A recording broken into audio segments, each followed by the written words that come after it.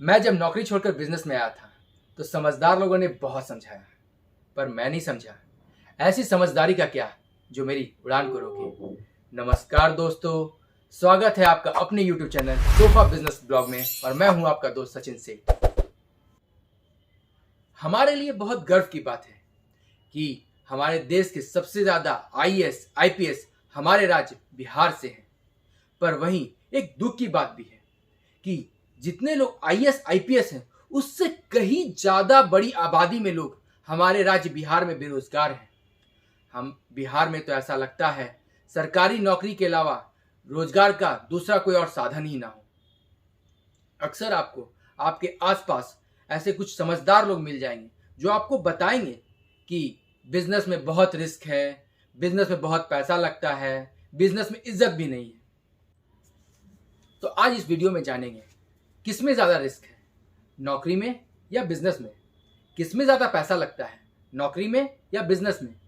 किस में ज़्यादा इज्जत है, नौकरी में या बिजनेस में। तो पहले बात करते हैं रिस्क की। हर साल लाखों लोग सरकारी नौकरी के लिए अप्लाई करते हैं। 2019 का एक आंकड़ा है कि एक सरकारी नौकरी के लिए 8 लाख लोगों ने अप्लाई किया और उसमें से मात्र 829 लोगों को ही नौकरी लगी। अब इसका मतलब हुआ कि 99.99% लोग फेल हो गए और मात्र 0.1% लोग ही पास हुए। ऐसे एक एवरेज आंकड़ा मैं देता हूं कि हर साल मात्र जितने लोग अप्लाई करते हैं उसमें मात्र 1% लोग को ही सरकारी नौकरी लग पाती है और बाकी 99% लोग बेरोजगार रह जाते हैं।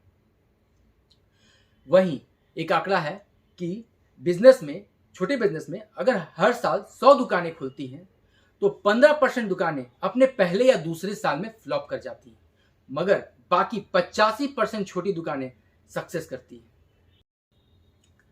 अब बात करते हैं किसमें ज्यादा पैसा लगता है।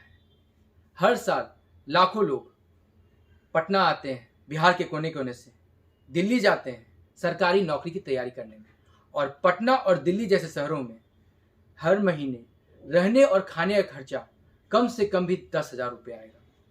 तो साल का कितना हो गया? 1,20,000 रुपया प्लस कोचिंग का खर्चा, तरह तरह के एग्जामों के फॉर्म भरने का खर्चा। ये सब खर्चा अगर सालाना जोड़ दिया जाए तो 70 से 80,000 रुपया। मतलब हर वो लड़का जो सरकारी नौकरी की तैयारी करता है कम से कम सालाना 2 लाख रुपए खर्च करेगा। अब अगर कोई लड़का 5 साल भी सरकारी नौकरी की तैयारी करता है तो अपने 5 साल के सरकारी नौकरी की तैयारी में वो 10 लाख रुपए खर्चा करेगा, जिसमें उसके सक्सेस के चांसेस मात्र 1% है। वहीं वो इसका आधा भी पैसा अगर अपने इलाके में छोटी सी दुकान खोलने में लगाता है तो उसके सक्सेस चांसेस 85% होंगे। और हर बड़े मुकाम की शुरुआत हमेशा छोटे छोटे कदमों से ही होती है। अगर कुछ लोग जो हाजीपुर या वैशाली से होंगे उन्होंने चंदा मामा का नाम जरूर सुना होगा। चंदा मामा के आज की डेट में हाजीपुर में 2 कपड़े की मॉल है। उन्होंने भी अपनी शुरुआत गुदरी बाजार में एक छोटे से दुकान से की थी। वहीं जो लोग गया से होंगे उन्होंने प्रमोद लड्डू का नाम जरूर सुना होगा। उन्होंने भी अपनी शुरुआत एक छोटे से दुकान से की थी। आज गया में कई सारे उनके आउटलेट हैं, पटना में भी कई आउटलेट खुल गए हैं। आज तो उनका माल अरब कंट्रीज में भी जा रहा है। ऐसे एग्जाम्पल हमारे बिहार में बड़े पड़े हैं, चाहे सागरमल नवादा हो, चित्रलेखा बेतिया हो या हैप्पी कलेक्शन गोपालगंज हो। अपने धीरू भाई ही क्यों ना हो, सब ने अपने बड़े बड़े मुकाम का फैसला अपने छोटे छोटे कदमों से ही तय किया है। अब बात आ गई कि यार व्यापार में इज्जत बहुत कम है। तो पहले बात तो मैं ये बता दूं कि आप नौकरी में किसी ना किसी के अंडर काम कीजिएगा और व्यापार में आप अपने मर्जी के मालिक होंगे और आपके अंदर 4 लोग काम करेंगे जो आपको बहुत इज्जत भी देंगे, क्योंकि आपकी वजह से उनका घर चलता है। ठीक है। और जहां तक बात रही इज्जत की, तो मैं अगर आपसे पूछता हूं कि आपके इलाके के वो 4-5 नाम बताइए जो IAS IPS निकाले हों, शायद आप मुश्किल से ही बता पाएंगे। मगर मैं आपसे पूछता हूं कि आपके इलाके में किसकी दुकान ज़्यादा चलती है? किस कपड़े वाले की दुकान ज़्यादा चलती है, किस मिठाई वाले की दुकान ज़्यादा चलती है, किस सुनार की दुकान चलती है?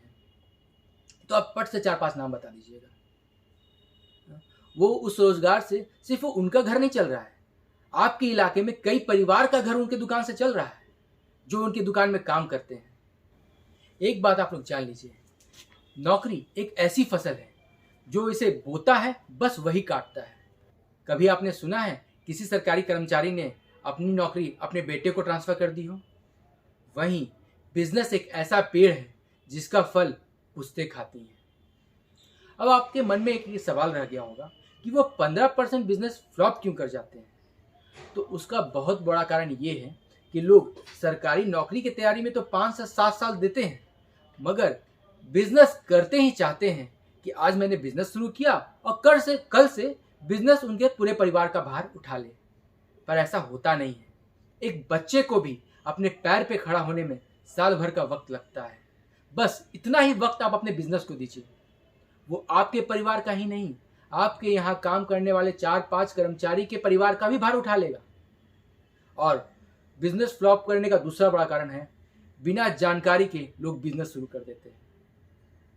किसी भी बिजनेस करने के लिए आपको उसके बारे में जानकारी इकट्ठा करनी पड़ेगी। और बिजनेस से जुड़ी जानकारी पाने के लिए हमारे चैनल तोहफा बिजनेस ब्लॉग को सब्सक्राइब करें। अगर ये वीडियो आपको अच्छा लगा तो इसे लाइक करें और अपने दोस्तों और ज़रूरतमंदों में शेयर करें। धन्यवाद।